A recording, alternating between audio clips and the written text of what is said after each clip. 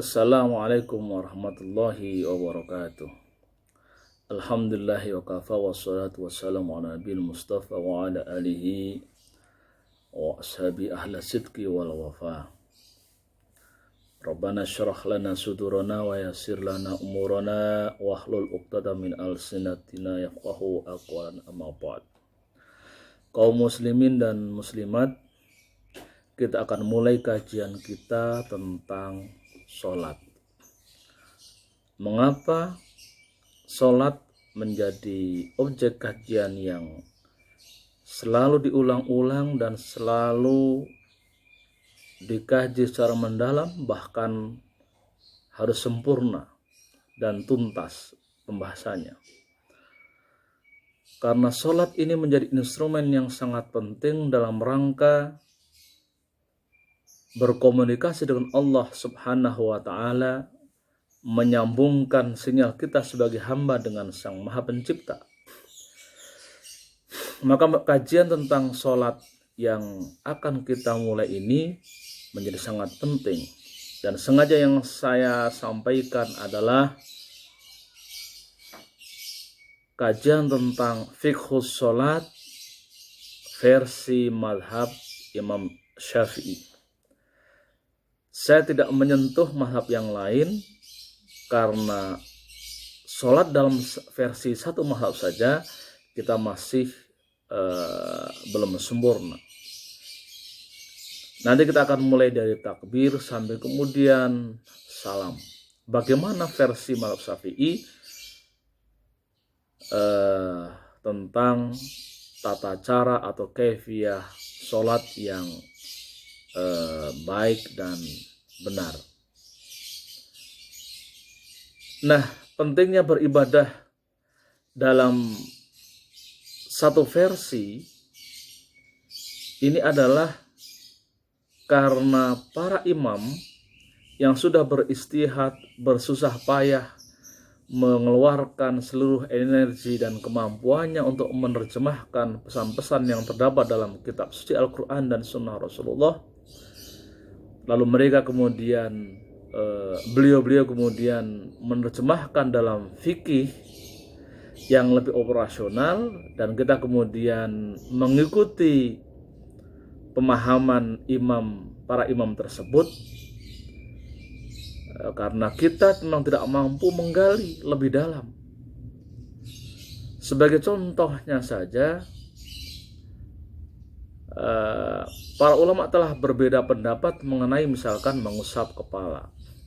Bagaimana versi mazhab Syafi'i, bagaimana versi mazhab Hanafi, bagaimana mazhab Maliki tentang mengusap kepala. Ada banyak pendapat di situ.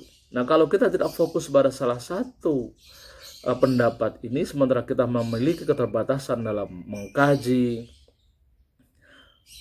dan ngaji juga, bagaimana kita akan tahu kalau wudhu inilah wudhu menurut Imam Syafi'i atau imam yang lain? Maka penting bagi kita mengetahui tidak hanya di sholatnya saja, sebelum sholat misalkan dalam hal wudhu, lalu sebelum wudhu tentang air, ini harus kita pahami satu paket. Kita tidak bisa memahami atau menggunakan berbagai macam mazhab dalam satu pelaksanaan ibadah. Misalkan saja dalam hal berwudu kita memakai mazhab Hanafi, lalu kemudian kita ketika sholat itu mazhab Syafi'i, lalu terkait dengan batalnya itu pakai mazhab Maliki. Tidak bisa. Nah, kita mencoba mengkaji fikih sholat. Untuk saat ini fokus pada satu mazhab, yaitu mazhab Syafi'i. Nanti kalau ada kesempatan kita kaji pada aspek kaifiyah wudhunya, Lalu kalau ada kesempatan lagi kita kaji kembali tentang bagaimana menggunakan air versi madhab Syafi'i.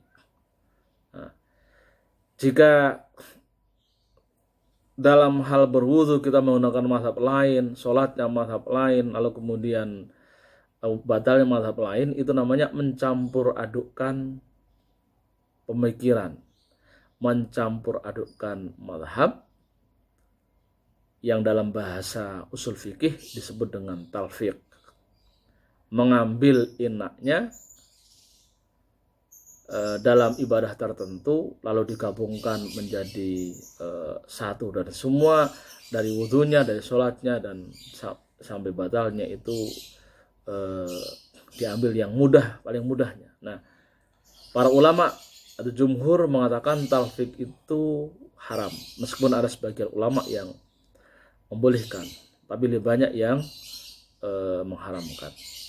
Nah, agar kita terhindar dari perbuatan-perbuatan yang haram ini, maka menjadi penting bagi kita untuk mengetahui bagaimana kita mulai dari sholat dulu, bagaimana sholat versi atau menurut madhab Syafi'i. Nah, saya yakin dengan waktu yang singkat melalui video ini, mudah-mudahan bisa membantu kita semua dalam memahamkan kita bagaimana cara beribadah, khususnya sholat secara baik dan benar. Nah, kita ikuti terus sesi pengajian dalam kitab Fiqhus Sholat versi madhab Syafi'i. Mudah-mudahan bermanfaat bagi kita semua, bagi para pemirsa yang mungkin ada masukan, ada kritikan, atau ada hal-hal yang kurang tepat apa yang disampaikan, silahkan disampaikan melalui kolom diskusi yang disediakan. Terima kasih. Wallahul muwaffiq ila aqwamit thoriq. Assalamualaikum warahmatullahi wabarakatuh.